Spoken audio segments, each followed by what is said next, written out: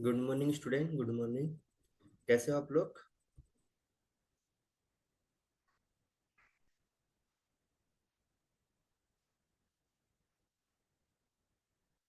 चलो, पिछली क्लास में हमने मेलांचल खत्म कर लिया था। मेलांचल उपन्यास पूरा पढ़ लिया था।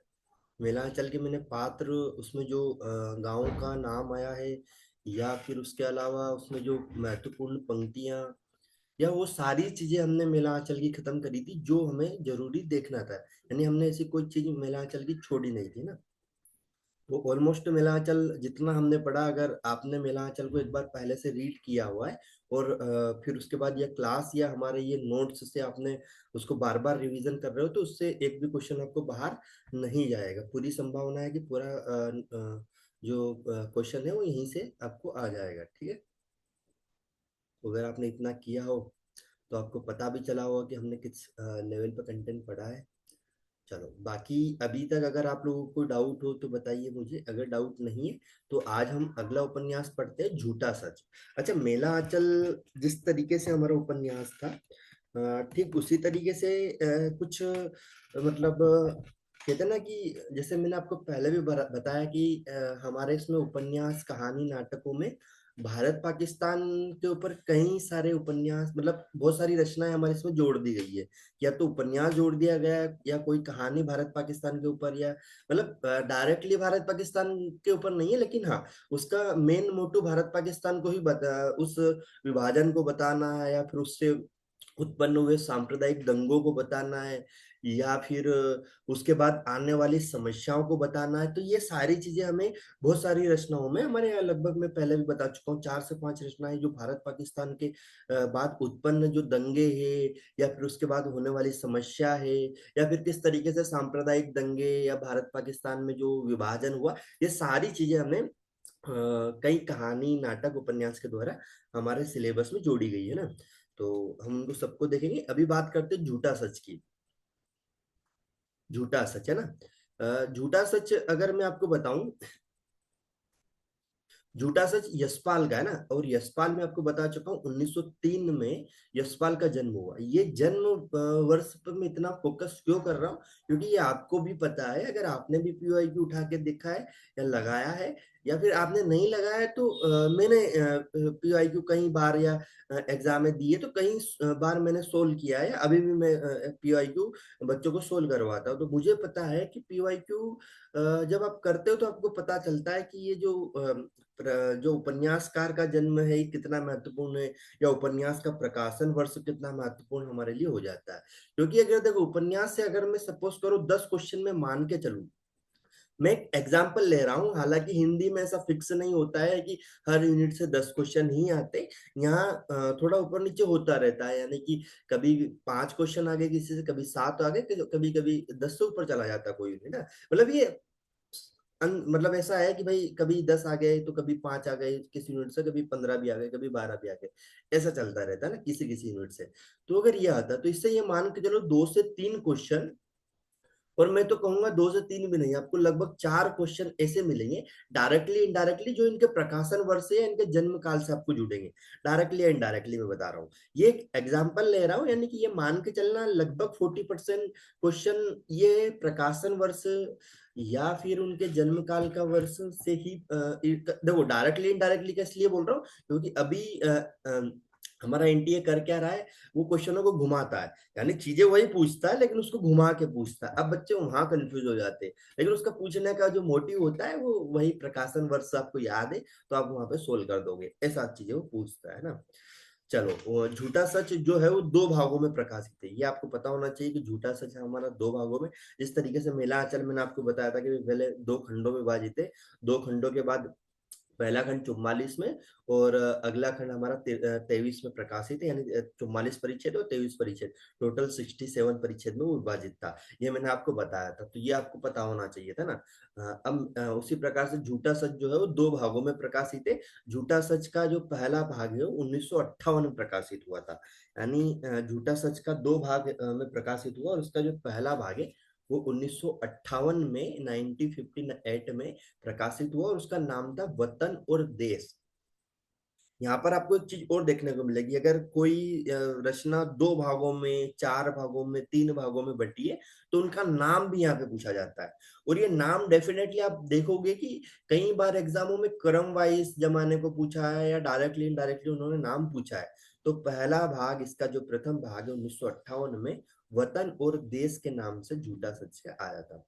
इसका द्वितीय भाग 1960 में प्रकाशित हुआ, जिसका नाम था देश का भविष्य, जिसका नाम उन्होंने क्या किया था, देश का भविष्य। ये विभाजन की त्रासदी का चित्रण है यहाँ पर। विभाजन यानी भारत पाकिस्तान का विभाजन की जो त्रासदी हुई थी, त्रासदी का मतलब उसके बाद जो सांप्रदायिक दंगे बढ़े थे, जो मतभेद हिंदू मुसलमान में हुआ था, ये सारा चित्रण इसमें झूठा सच में किया गया ना। तो ये याद रखना, झूठा सच दो भागों में विभाजित है। पहला 1958 वतन और देश, दूसरा भाग 1960 देश का भविष्य। ठीक है, तो ये आपको पता होना चाहिए। चलो, अगर इतनी चीजें आपने अच्छे से देख ली, और मैं यह उम्मीद के साथ चीजें पढ़ा रहा हूँ कि आप लोग उपन्यास का कम से कम सारांश या उसको एक बार रीड करके आए हैं, ताकि आपको सारी चीजें यहाँ पर समझ में आएगी, है ना, कि क्या पात्र रहे थे, क्या नहीं थे। ये सारी चीजें यहाँ हम बता रहे हैं, एकदम टू द पॉइंट चीजों को बात कर रहे हैं ना। ठीक है, पात्रों की बात करते तो पहला पात्र इसमें आता है तारा। मध्यवर्गीय किंतु प्रगतिशील सोच वाली लड़की। मध्यवर्गीय यानी मध्यवर्गीय परिवार से बिलोंग करती है, लेकिन प्रगतिशील यानी कि एक प्रगतिशील का मतलब, जैसे मैंने आपको बताया ना, प्रगतिवाद तो यानी कि एक आगे आने वाली चीजों को सोच कर, अपनी सोच रखने वाली, या उनको ध्यान रखकर सोच, अपनी सोच बनाने वाली लड़की है। विभाजन की त्रासदी ये झेलती है। तारा विभाजन की त्रासदी कैसे झेलती है, ये अभी मैं आगे बताने वाला हूँ ना। तो ये तारा को याद रखना कि तारा विभाजन की त्रासदी झेलती है। तो ये इंपोर्टेंट यानी केंद्र पात्र हो जाता है। जयदेवपुरी मध्य वर्ग का प्रतिनिधि पात्र। मध्य वर्ग का प्रतिनिधि पात्र जो इसमें बताया गया है, वो जयदेवपुरी को बताया गया है ना। फिर आता है कनक। कनक जो है वो संपन्न परिवार की प्रगतिशील सोच वाली लड़की है। तारा कौन है, मध्यवर्गीय परिवार की प्रगतिशील सोच रखने वाली लड़की है, और कनक संपन्न परिवार की प्रगतिशील सोच रखने वाली लड़की है। अच्छा, मैं ये मध्यम वर्गीय और संपन्न परिवार पे क्यों इतना फोकस करवा रहा हूँ, क्योंकि कभी कभी सही और गलत वाले जब क्वेश्चन बनते, तो वो वहां पर देते हैं कि भाई इनमें से कौन सा सही है या कौन सा गलत है।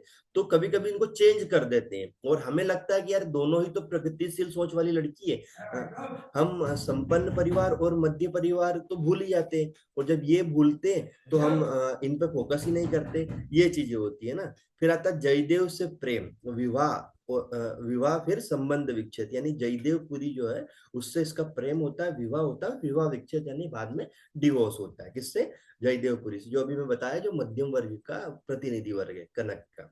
ठीक है, चलो, ये तीन इंपोर्टेंट पात्र है इसमें ना। उसके बाद आते हैं हमारे गौण पात्र। क्या आते हैं, गौण पात्र।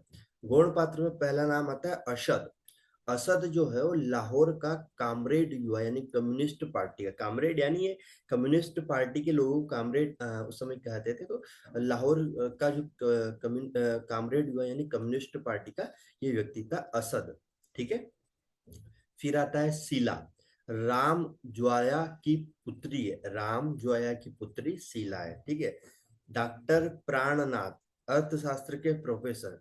अर्थशास्त्र के प्रोफेसर कौन है, डॉक्टर प्राणनाथ। अच्छा, प्रोफेसर आपको याद रह जाएगा, अगर आपको ये विषय याद नहीं रहा तो फिर आप ये मान के चलो लगभग क्वेश्चन गलत करके आओगे, क्योंकि यहाँ पर इतना ही डीप पूछा जाता है। क्योंकि उनको भी पता है किसी व्यक्ति का प्रोफेशनल तो आप याद रख सकते हो कि उसका क्या है, तो आप प्रोफेसर है भाई, ये याद रख सकते हो कि डॉक्टर प्राणनाथ प्रोफेसर थे, लेकिन किस विषय के थे ये जरूर पूछा जाएगा। ठीक है, तो इसलिए फोकस करना कि डॉक्टर प्राणनाथ अर्थशास्त्र के प्रोफेसर थे। ठीक है, फिर आता है सोमराज, आवारा युवक जिसका तारा से विवाह था। तारा कौन थी, मैं अभी पता क्या है कि मध्य वर्ग की प्रगतिशील सोच रखने वाली लड़की तारा, जो त्रासदी को सबसे ज्यादा झेलती है ना।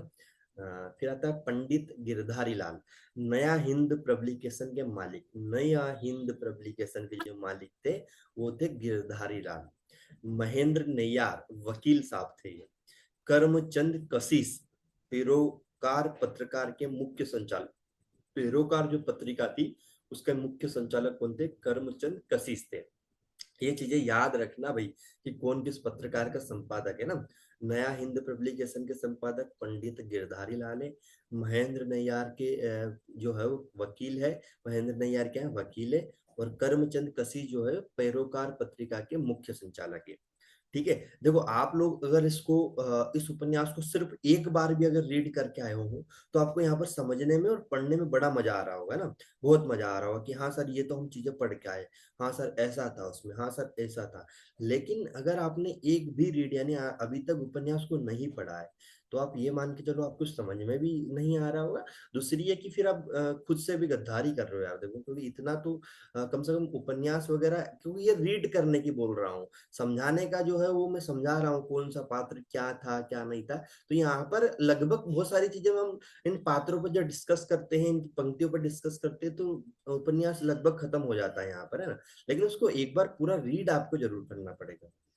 दोलू मामा, अकारण बतवे की बलि चढ़ जाता है, अकारण बतवे की बलि चढ़ जाता है मतलब ये दूसरे के उकसाने पर खुद दंगे करता है और फिर बाद में मतलब कहते हैं ना बलि चढ़ जाता। बलि चढ़ने का मतलब कि भाई किसी और के कहने पे इसने दंगे किए, फिर बाद में इसके ऊपर एफआईआर या जो भी इसके ऊपर वो हुआ तो ये उस तरीके से बलि चढ़ जाता है। रतन, सीलो का प्रेमी, सीलो का प्रेमी है रतन। गोश मोहम्मद, प्रकाशक है, ये क्या है, एक प्रकाशक है गोश मोहम्मद। महाजन, कम्युनिस्ट कार्यकर्ता है महाजन, क्या है, कम्युनिस्ट कार्यकर्ता महाजन। चलो उसके बाद हम देखते हैं कृष्ण नारायण अवस्थी। कृष्ण नारायण अवस्थी है यूपी पार्लियामेंट्री बोर्ड के मंत्री। यूपी पार्लियामेंट्री बोर्ड के मंत्री कौन है, कृष्ण नारायण अवस्थी थी। मेहर, दंगे में भटकी तारा के साथी। दंगे में भटक जाती है जब तारा तो उसका जो साथी है उसका नाम है मेहर। नब्बू, नब्बू कौन है, तारा से बलात्कार करने वाला व्यक्ति। अच्छा मैंने पहले ही कहा था कि सबसे ज्यादा त्रासदी क्यों झेलती है, क्योंकि इसके साथ बलात्कार और ज्यादती होती है उस दंगे में। तो नब्बू कौन है, जो तारा के साथ बलात्कार करता है ना। हाफिज इनायत अली कौन है, नब्बू के मोहल्ले के हाफिज है। हाफिज कौन होता है, जो मस्जिद वगैरह में नमाज वगैरह पढ़ाते हैं या वहां पर शायद जो पूरा देख रेख करते हैं उनके जो भी उनका सिस्टम होता है वो हाफिज होता है। तो हाफिज अनायत अली जो है वो नब्बू के मोहल्ले के हाफिज थे। चलो, यानी कुल मिला के हिंदू मुस्लिम के ऊपर सांप्रदायिक दंगे यहाँ पर बताए गए। विश्वनाथ सूद, विश्वनाथ सूद कौन था, पंजाब कांग्रेस के उग्र दल के नेता व मुख्यमंत्री। यानी पंजाब के मुख्यमंत्री कौन थे उस समय, विश्वनाथ सूद थे।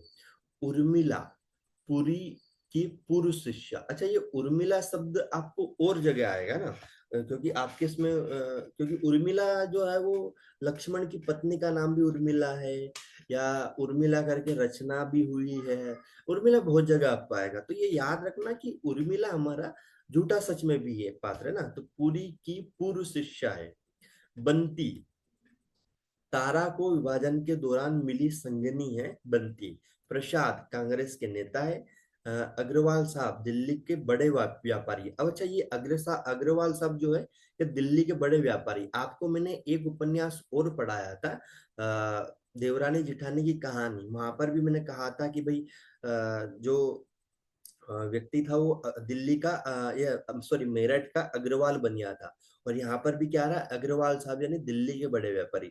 तो ये क्लियर रखना कि ऐसा ना हो जाए कि आपके दिमाग में वो देवरानी जिठानी वाले मेरठ के अग्रवाल बनिया चले हो और आप झूठा सच के अग्रवाल साहब दिल्ली का बड़ा व्यापारी ये भूल जाओ। तो अगर दिल्ली के बड़े व्यापारी अग्रवाल साहब आता है तो ये याद रखना ये झूठे सच के पात्र है। और अगर मेरठ के अग्रवाल बनिया नाम आता है तो ये याद रखना कि देवरानी जेठानी की कहानी नामक उपन्यास के पात्र है।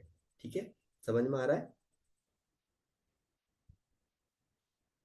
पुरुषोत्तम, अग्रवाल साहब का युवा पुत्र। नरोत्तम, मिस्टर अग्रवाल साहब का युवा पुत्र।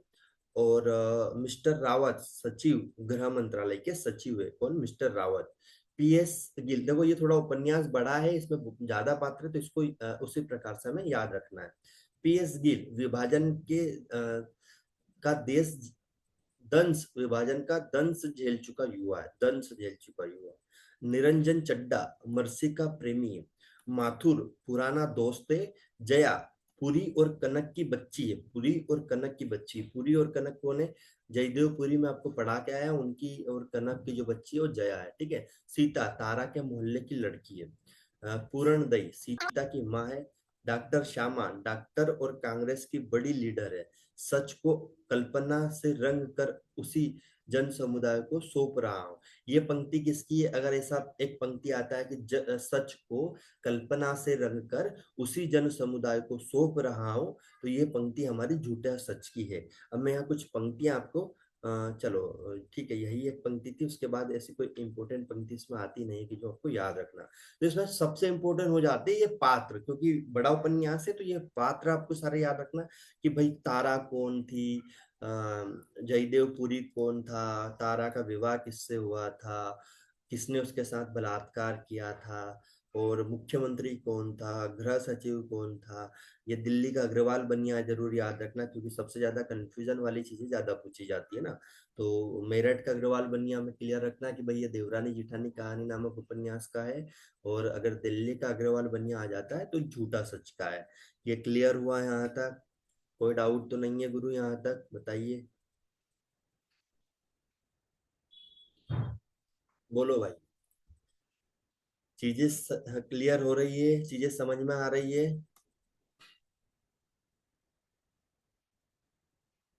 बोलो। आ रहा है समझ में सब कुछ गुरु?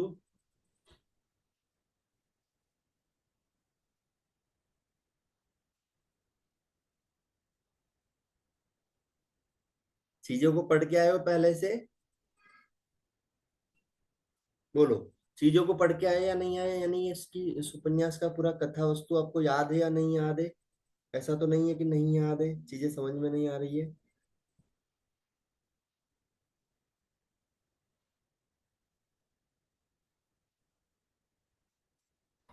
बताओ जरा एक बार।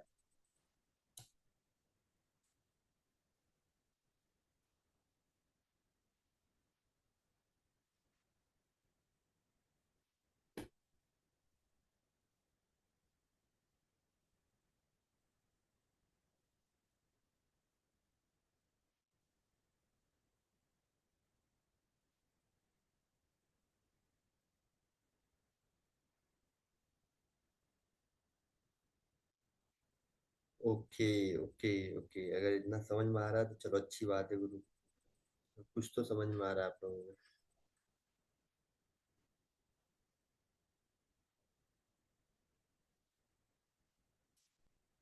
ओके, चलो अब बात आती है राग दरबारी। उपन्यास का नाम है राग दरबारी, और इसके लेखक कौन है, यानी इसके प्रकाशक कौन है? श्री लाल शुक्ल। राग दरबारी जो है वो 1968 में प्रकाशित हुआ था। राग दरबारी कब प्रकाशित हुआ था? 1968 में प्रकाशित हुआ। अच्छा, अभी हम जो चल रहे हैं उपन्यास के प्रकाशन वर्ष के आधार पर चल रहे हैं, क्योंकि अभी हम झूठा सच पढ़ के आए तो भाई 1958, 1958 और 60 हम पढ़ के आए।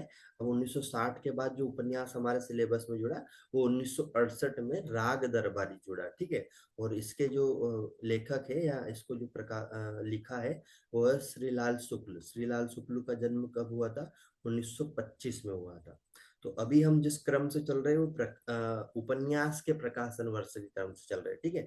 ना कि हम उनके उपन्यासकार के जन्म के आधार पर नहीं चल रहे हैं, ठीक है। तो ये याद रखना कि हम किस क्रम से आगे बढ़ रहे हैं। और ये भी याद रखना कि राग दरबारी 1968 में प्रकाशित हुआ था, और श्रीलाल शुक्ल ने इनको इसके संपादक है, यानी इसके उपन्यासकार है, और इनका नाम है मतलब इनका जन्म हुआ 1925 में, ठीक है। ये चीजें अब क्लियर रखना। चलो अब इसको आप लोग पढ़ के आए होंगे तो आपको पता है कि किस तरीके से पूरा उपन्यास बना गया है, और किस तरीके से पूरा एक गांव के ऊपर या गांव की राजनीति के ऊपर ये लिखा गया है। तो पूर्णतः व्यंग्य शैली में लिखा गया। किसमें लिखा गया? व्यंग्य शैली में। अच्छा, किसी किसी उपन्यास का जब मैं बताऊं कि ये व्यंग्य शैली में लिखा गया, या हास्यात्मक शैली में लिखा गया, या फिर ये मतलब विचार प्रधान शैली में लिखा गया है, तो ये जरूर याद रखना, क्योंकि ये चीजें भी पूछी जाती है किस शैली में लिखा गया है ना। फिर आता है साहित्य अकादमी 1969 को मिला। इसको साहित्य अकादमी नामक एक पुरस्कार होता है। कभी कभी किसी का पूछ लिया जाता है कि किसको साहित्य मतलब इसको कब साहित्य अकादमी पुरस्कार कब कहाँ किस तरीके से मिला, तो याद होना चाहिए कि साहित्य अकादमी पुरस्कार इसको जो है वो मिला 1900 कब मिला 1969 को, है ना। 1969 को साहित्य अकादमी पुरस्कार इसको मिला। फिर आता है राग दरबारी 35 अंशों में विभाजित रिपोर्तार्ज शैली में रचित उपन्यास है।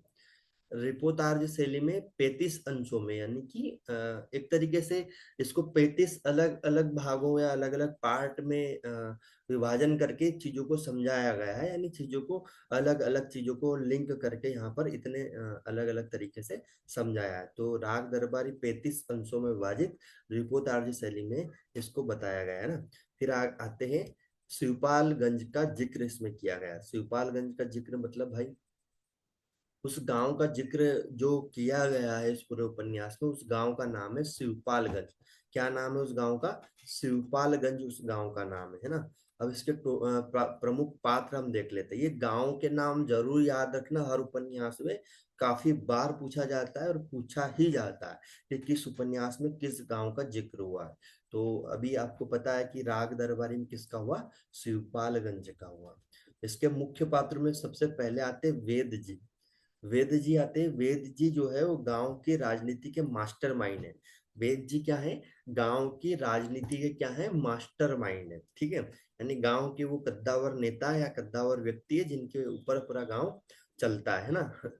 फिर आते हैं बद्री पहलवान। बद्री पहलवान कौन है? वेद जी के बड़े बेटे। वेद जी के जो बड़े बेटे हैं उनका नाम है बद्री पहलवान। चलो, फिर आते हैं हमारे रुपन बाबू। रुपन बाबू वेद जी के छोटे बेटे हैं, ठीक है। रंगनाथ वेद जी के भांजे। इतिहास से एमए किया हुआ है, ये याद रखना। किससे एमए किया इसने? तो इतिहास से एमए किया। 5 से 6 महीने की छुट्टी पर शिवपालगंज आए। वेद जी के भांजे हैं और इतिहास से एमए किया, 5 से 6 महीने की छुट्टी पर ये शिवपालगंज आए। छोटे पहलवान बद्री पहलवान के शिष्य है। बद्री पहलवान के शिष्य छोटे पहलवान है।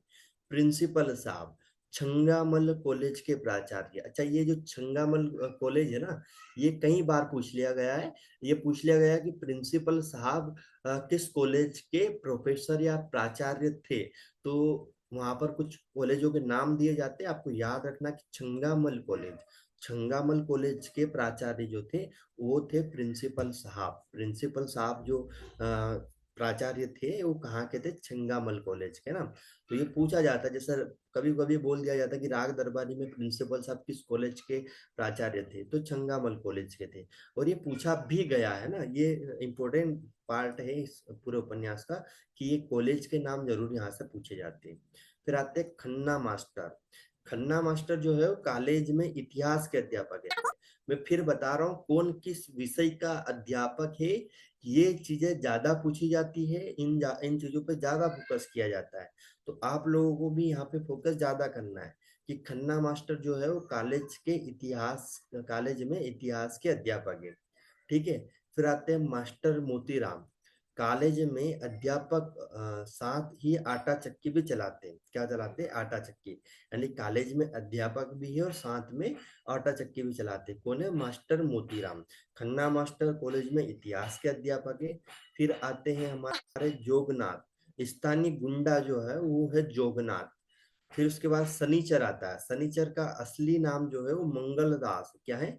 मंगलदास शनिचर का असली नाम है। वेद जी देखो, कभी कभी पात्र डायरेक्ट दे दिया जाएगा कि मंगलनाथ जो है, मंगलनाथ के बारे में पूछ लिया जाएगा। तो यह याद रखना है कि भाई शनिचर ही मंगलनाथ है, तो वहां कंफ्यूज नहीं होना है। वेद जी का नौकर है। उपन्यास के अंत में प्रधान बनाया जाता है। क्या बनाया जाता है? प्रधान, यानी गांव का प्रधान जो है वो शनिचर को यानी मंगलनाथ को उपन्यास के अंत में बनाया जाता है। ये याद रखना है आपको। फिर आता है लंगड़। कौन आता है? लंगड़। लंगड़ जो है भ्रष्ट व्यवस्था का शिकार हो जाता है। यानी जो भ्रष्ट व्यवस्था है उसका शिकार, यानी इसकी जो योजना जो मिलनी थी वो नहीं मिलती है। वो व्यक्ति कौन है? लंगड़ है इस पूरे पात्र में। बेला गया दिन की कुंवारी लड़की जो विवाहित जीवन का आनंद लेती है। इसका क्या मतलब हुआ, यानी लिव इन में रहती है। गया दिन की कुंवारी लड़की, यानी उसका विवाह नहीं होता लेकिन लिव इन में रहती है बेला। किसके साथ रहती है ये भी आगे बताने वाला हूँ। रामाधीन भीम भीकम खेड़ी, रामाधीन भीकम खेड़वी जो है वो अफीम का कारोबार करता है। किसका कारोबार करता है, अफीम का कारोबार करता है, और वेद जी का व्यापारी है। वेद जी का व्यापारी का मतलब कि वेद जी से व्यापार करता है रामाधीन भीकम खेड़ी, और अफीम का कारोबार करता है, और वेद जी क्या करते हैं, अफीम बेचते हैं इसको भाई। ठीक है, तो ये पूरा उपन्यास समझना आप चीजों को। फिर आते हैं इसमें गौण पात्र। कालिका प्रसाद, कुशहर प्रसाद, गयादीन, पंडित राधेलाल, शत्रुघ्न सिंह, रिजु दमन सर्वदमन, रिजु दमन सर्वदमन सिंह और डॉक्टर बलराम सिंह। ये जो कुछ पात्र है ये गौण पात्र इस उपन्यास के ना। क्या है गौण पात्र, गौण पात्र भी इतने ही इंपॉर्टेंट है जो मुख्य पात्र होते हैं, क्योंकि आजकल क्वेश्चन गौण पात्र से भी उतने ही पूछे जा रहे हैं जितने मुख्य पात्र से पूछे जाते हैं ना। तो गौण पात्र याद रखना, कलिका प्रसाद, कुशहर प्रसाद, गयादीन, पंडित राधेलाल, शत्रुघ्न सिंह, रिपुदमन, सर्वदमन सिंह और डॉक्टर बलराम, ये गौण पात्र है। अच्छा, ये उपन्यास आपको मैं पहले ही बता चुका हूँ कि व्यंग्य शैली पे लिखा गया, और व्यंग्य शैली पे कुछ चीज लिखी गई है तो सीधी सी बात है उसमें मुहावरे तो आते ही आते हैं ना। तो इसमें कौन कौन से ऐसे मुहावरे आए जो हमें याद रखना चाहिए, क्योंकि वो मुहावरे देकर आपसे पूछ ली जाएंगे ना कि ये किस उपन्यास में आया था। इसलिए इसको याद रखना कि ये किस उपन्यास में आया। तो तन पर नहीं लगता, पान खाए अलबत्ता। देखो लत्ता का मतलब होता है यहाँ पर कपड़ा, क्योंकि ये जिस लैंग्वेज में लिखा गया था, जिस बोली में इसका प्रयोग हुआ था, वहां पर लत्ता बोला जाता है। यानी आपको पता होना चाहिए कि जो उपन्यास कहानी नाटक जिस व्यक्ति ने लिखा है, उसने जिस परिस्थिति या जिस जगह पर रहकर जिस बोली में लिखा है, जिस व्यक्ति के ऊपर लिखा, वो व्यक्ति की बोली है, उसका क्षेत्र क्या है, वहां पर चीजों को क्या बोला जाता है, तो उसी में लिखा जाता है ना। ठीक है, तो यहाँ पर लत्ता का मतलब होता है कपड़ा, कपड़े, कपड़े जो होते हैं वो। तो इन्होंने बोला तन पर नहीं लगता, यानी तन पर पहनने के लिए कपड़ा नहीं है, और पान खाए अलबत्ता, और मतलब एक पान का प्रकार है अलबत्ता, तो वो बोल रहा है कि भाई कपड़े नहीं है शरीर पे पहनने को और तुम पान खा रहे हो। ये मुहावरा है कि तन पर नहीं लगता, पान खाए अलबत्ता। हर शाख पर उल्लू बैठा है, हर शाख पर उल्लू बैठा है ना, शाख पर उल्लू बैठा है, ये मुहावरा है, इसको याद रखना। चमड़ी जाए पर दमड़ी ना जाए, चमड़ी जाए पर दमड़ी ना जाए, ये किसका है, ये भी मुहावरा है हमारे।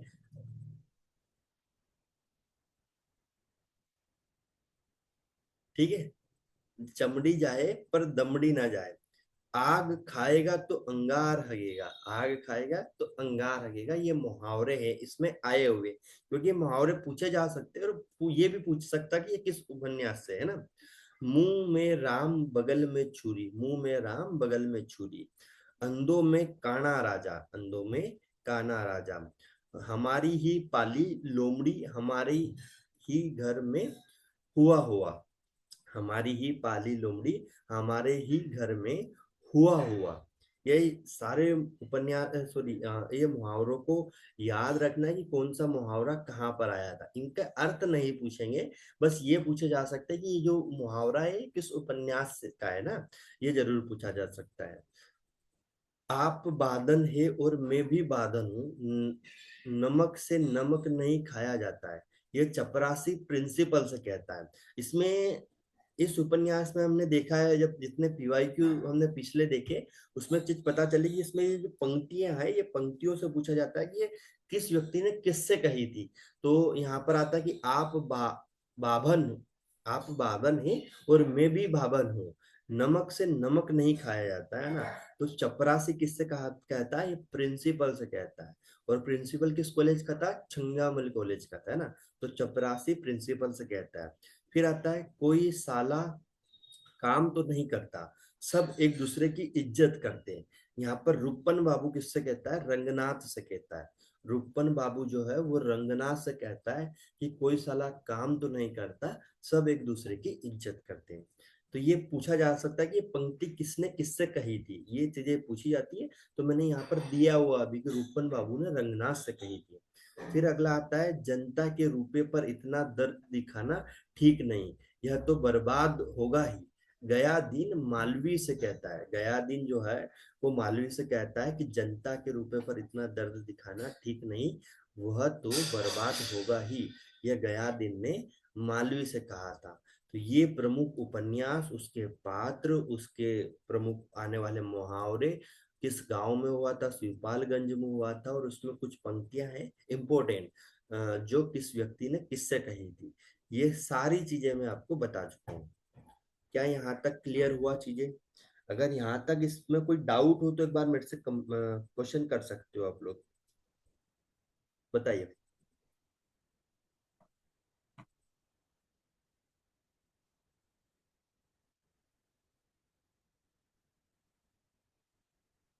है किसी का कोई डाउट क्या?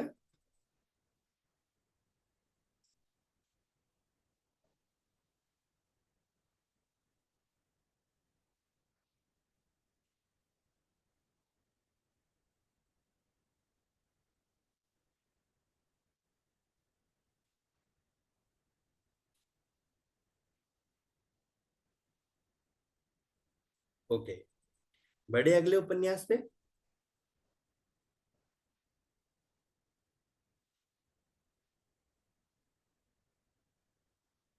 अगला उपन्यास हमारा आता है आपका बंटी। अच्छा, ये आपका बंटी जो उपन्यास है, ये एक तरीके से उस तरीके से उपन्यास है कि जैसे इसका, चलो मैं एक सारांश आपको बता देता हूँ, अगर आप लोग पढ़ के नहीं आए हो तो आपको अच्छे से समझ में आएगा। इसमें बंटी एक बच्चा होता है, एक लड़का होता है, जिसके माता और पिता, जो रियल माता पिता उसको जिसने जन्म दिया, वो व्यक्ति एक समय बाद क्या करते हैं कि उसके पिता किसी दूसरी, मतलब पहले तो इनके दोनों के बीच में विवाद होता है, दोनों डिवोर्स लेते हैं। फिर उसके पिता किसी दूसरी महिला से शादी कर लेते हैं, और उसकी माता जो है किसी दूसरे पुरुष से शादी कर लेती है। समझना चीजों को। यानी एक उनका एक लड़का है जिसके माता पिता दोनों डिवोर्स लेते हैं। माता किसी अगले लड़के से, मतलब किसी दूसरे पुरुष से शादी कर लेती है, और पिता तो किसी दूसरी महिला से शादी कर लेते हैं। अब यहाँ पर ये अकेला रह जाता है। ये जब माता के साथ रहने जाता है, तो क्योंकि माता ने किसी दूसरे पुरुष से विवाह किया है, तो उसका भी एक बेटा एक बेटी है, तो वहां पर भी उसके साथ कंफर्टेबल नहीं होता है, उसके साथ नहीं होता है। जब ये पिता के साथ रहने जाता है, तो क्योंकि उसने भी एक दूसरी महिला से शादी करी है, तो वहां पर भी एक कंफर्टेबल नहीं होता, यानी वो उस तरीके से चीजें वहां नहीं होती। फिर ये बाद में एक कहते हैं उसको कि इसको जब दोनों जगह ये सुटेबल नहीं होता, तो इसमें एक वकील चाचा आते हैं कि जो इसका साथ देते हैं, या वकील चाचा के घर पर ये काफी ज्यादा समय बिताता है। वकील चाचा कौन है? जो इसके माता पिता का डिवोर्स कराते हैं, उस समय जो कराने वाला व्यक्ति है वकील, वो वकील चाचा है। इसमें एक दो पात्र और आएंगे, जो इनके घर पे जो नौकर थे, मतलब इसके बंटी के जो माता पिता जब रहते थे, उनके घर पे जो नौकर थे, उनका नाम भी इसमें जिक्र आएगा। तो ये मतलब एक छोटे बच्चे का जब माता पिता के डिवोर्स हो जाते, वो किन किन समस्याओं को झेलता है, उसके ऊपर पूरा उपन्यास है ना। तो आपका बंटी जो है 1971 में प्रकाशित हुआ, और इसको मन्नू भंडारी ने लिखा। मन्नू भंडारी का जन्म 1931 में हुआ। याद रखना, मन्नू भंडारी का जन्म 1931 में हुआ, और इनका जो उपन्यास है आपका बंटी, वो 1971 में प्रकाशित हुआ। 71 और 31 में चीजें क्लियर रखना है ना। थोड़ा सा सिमिलर आपको लग रहा है, लेकिन 31 में जन्म हुआ था, 71 में उनका उपन्यास आया था। मन्नू भंडारी का ये प्रथम उपन्यास था, ये भी याद रखना। मन्नू भंडारी का जो उपन्यास है, ये प्रथम उपन्यास मन्नू भंडारी का हम देखते हैं।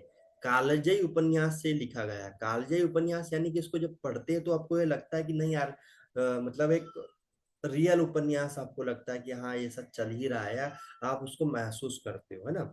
बाल मनोवैज्ञानिक उपन्यास जो 16 भागों में विभक्त है। ये एक बाल मनोवैज्ञानिक उपन्यास भी है, क्योंकि आपको पता है एक बालक की मनोदशा को उसमें बताया गया है, और इसको लगभग 16 भागों में अलग अलग विभाजित करके इन्होंने बताया है। अब ऐसा नहीं कि हमें वो 16 भाग, क्योंकि देखो ये 16 भागों के इन्होंने कोई नाम नहीं दिए, लेकिन हाँ इसको उन्होंने समझाने के लिए अलग अलग 16 भाग में विभाजित जरूर किया। ये याद रखना। तो बाल मनोवैज्ञानिक उपन्यास है जो कि 16 भागों में विभक्त है ना। चलो इसमें वन बाय वन करके सारे पात्र देख लेते, पूरा सारांश मैंने आपको बता दिया। क्या है? बंटी। केंद्रीय पात्र है, प्रमुख व्यक्ति है इसका।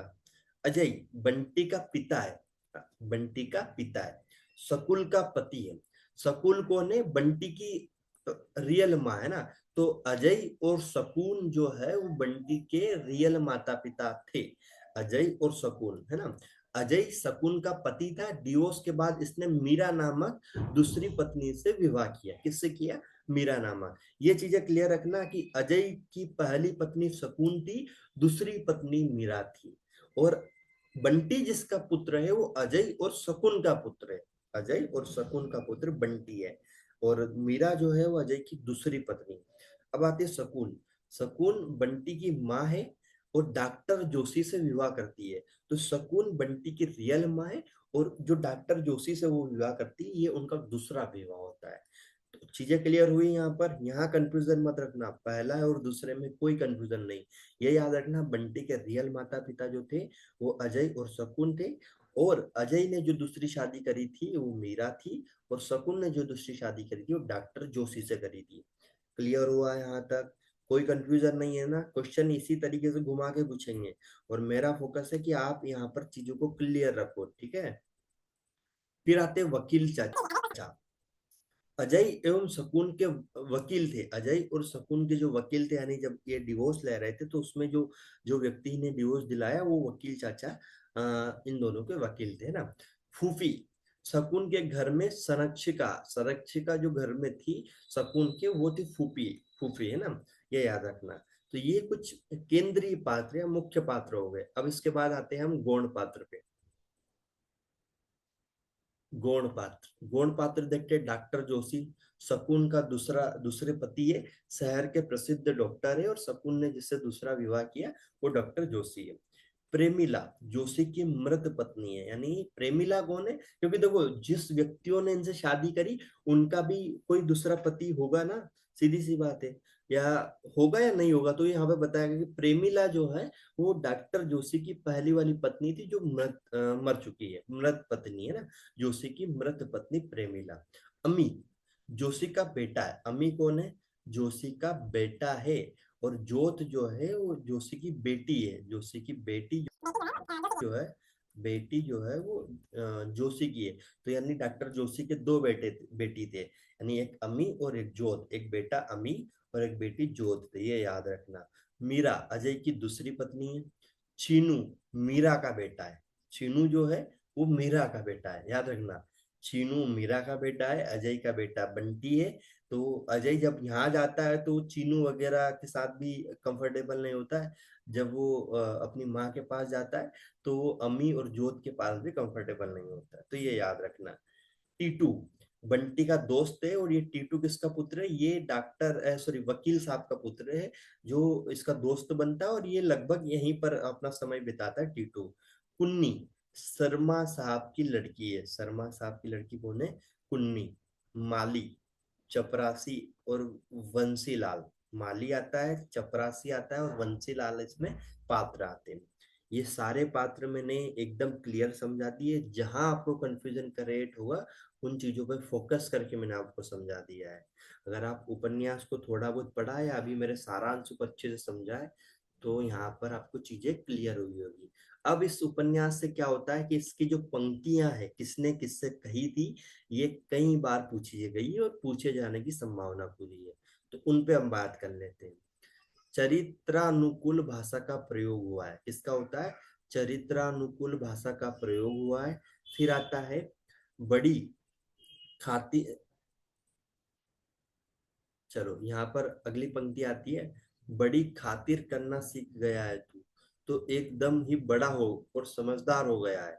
ये कौन कहता है? वकील चाचा बंटी से कहता है कि बड़ा खातिर करना सीख गया। खातिर का मतलब होता है कोई मेहमान जब हमारे घर आते हैं तो उनको खातिरदारी करना, जिसे हम कहते हैं, यानी कि उसको पानी पिलाना, चाय पिलाना, खाना खिलाना, यानी उनकी सेवा पूरी तरीके से करना। तो उसे कहते हैं खातिर करना, है ना। तो कहते हैं कि बड़ा खातिर करना सीख गया है तू, तो एकदम ही बड़ा और समझदार होगा। ये वकील जो है बंटी से कहते हैं। तुम्हारा बेटा तो बड़ा गुणी है, शकुन कलाकार बनेगा। देखो ना इस उम्र में भी बड़ी अच्छी पेंटिंग बना रखी है ना। ये कौन कहता है? ये वकील जो है, ये सकून से कहते हैं। वकील जो है सकून से कहते हैं, याद रखना ये। इस पॉइंट को याद रखना कि ये कौन कहता है? वकील जो, वकील चाचा जो है, वकील चाचा किससे कहते हैं? सकून से, सकून से कहते हैं। फिर आता है, अच्छा है चाचा मैं तो खुद चाहती हूँ। अच्छा है चाचा मैं तो खुद चाहती हूँ।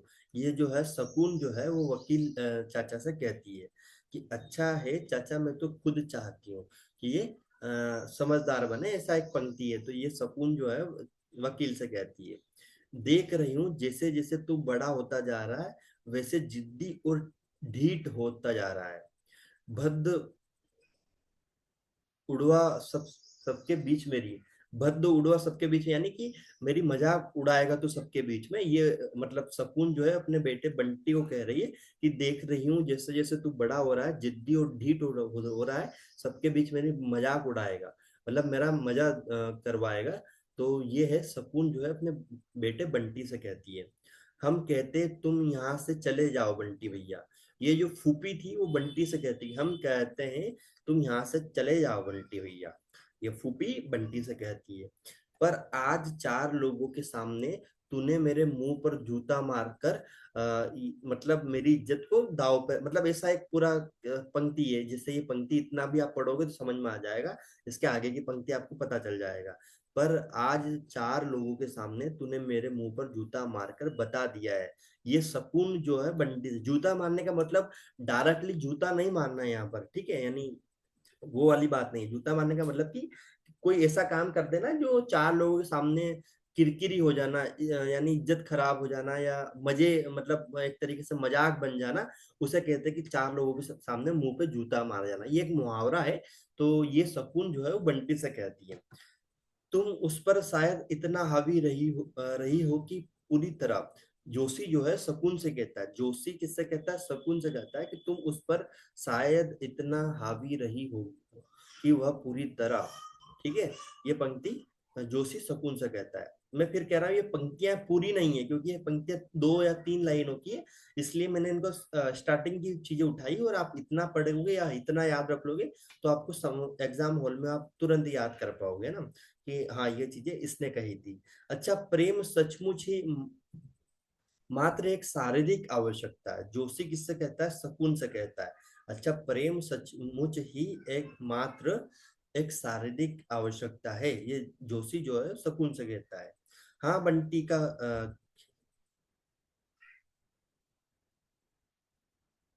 हाँ बंटी का खिया तुम्हारे साथ अकेले रहते रहते बहुत पजेसिव हो गया, बहुत पजेसिव हो गया। जोशी जो है सकून से कहता है। हाँ, यह बंटी का रवैया, ये सॉरी, ये बंटी का रवैया, यह बंटी का रवैया तुम्हारे साथ अकेले रहते रहते यह बहुत पजेसिव हो गया। ये कौन कहता है? जोशी जो है वो सकून से कहती है। जोशी जो है वो सकून से कहता है कि भाई बंटी तुम्हारे साथ रहते रहते बड़ा पजेसिव हो गया है ना। फिर आता है बाप के रहते ये बिना बाप का हो रहा है। फूफी जो है वो सकून से कहती बाप के रहते हुए ये बिना बाप का हो रहा है। ऐसा ही होता है बहू जी, ऐसा ही होता है। माली जो है वो सकून से कहता है। माली किससे कहता है? सकून से कहता है कि ऐसा ही होता है बहू जी, ऐसा ही होता है। फिर आता है ठीक है बेटे तू वही चला जा, तेरे पापा तुझे लेने आ रहे हैं। सकून जो है बंटी से कहता है कि ठीक है बेटे तू वहीं चला जा, तेरे पापा तुझे लेने आ रहे हैं। ये सकून बंटी से कहता है, ठीक है? फिर आता है मुझे किसी और स्कूल में कोशिश नहीं करना, उसे हॉस्टल में ही भेजना है। ये जो है अजय मीरा से कहता है। अजय अपनी दूसरी पत्नी मीरा से कहता है कि मुझे और स्कूल में कहीं और इसका एडमिशन नहीं कराना, मुझे इसको हॉस्टल में ही भेजना है। ये अजय मीरा से कहता है।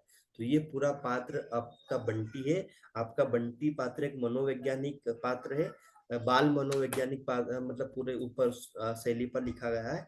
और इसमें पात्र, उन पात्रों की क्या क्या पंक्तियां हैं, कौन किसने शादी करी, किससे शादी करी, ये सारी चीजें मैंने यहाँ पे बताई हुई है ना। क्लियर हुआ है यहाँ तक? बोलो भाई।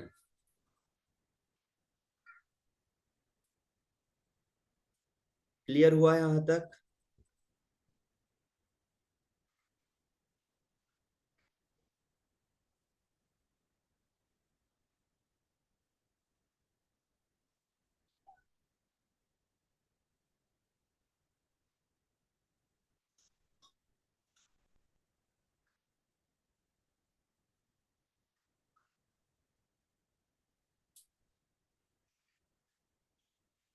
ओके, चलो। इसके आगे आज पढ़ना है या कल पढ़ना है अभी? ज्यादा तो नहीं हो गए, 3 उपन्यास आपने पढ़ लिया है। आज आपने 3 उपन्यास कंप्लीट कर लिए, तो ज्यादा तो नहीं हुआ भाई? पढ़ना है से या नहीं पढ़ना है, बताओ।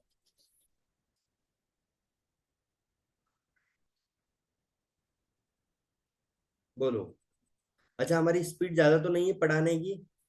नहीं तो ऐसा ना हो जाए कि हमारी स्पीड बहुत ज्यादा है और आप लोगों को समझ में ना आए। चलो ठीक है, तो आज के लिए इतना ही रखते हैं। बाकी की चीजें कल की क्लास में पढ़ेंगे।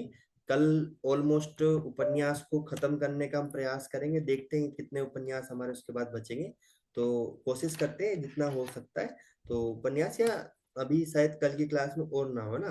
तो ये चीजें हमारी चल रही है, मैं फिर बोल रहा हूँ, आप उपन्यास को बस एक बार रीड करके आओ। उसके बाद उसको पूरा आपके दिमाग में बिठाने की गारंटी मेरी है ना। क्योंकि हमारे पास समय कम है, इसलिए मैं किसी उपन्यास को यहाँ पर रीड नहीं करवा रहा हूँ। अन्यथा अगर हमारे पास समय पर्याप्त होता तो मैं सारे उपन्यासों को आपको यहाँ पर रीड करके बताता, यानी पूरे उसका सारांश 1 बाय 1 करके, लाइन बाय लाइन हम पढ़ते और उसके बाद चीजों को हम समझते, ठीक है। तो आई होप कि आपको चीजें समझ में आ रही होगी। आज के लिए इतना ही।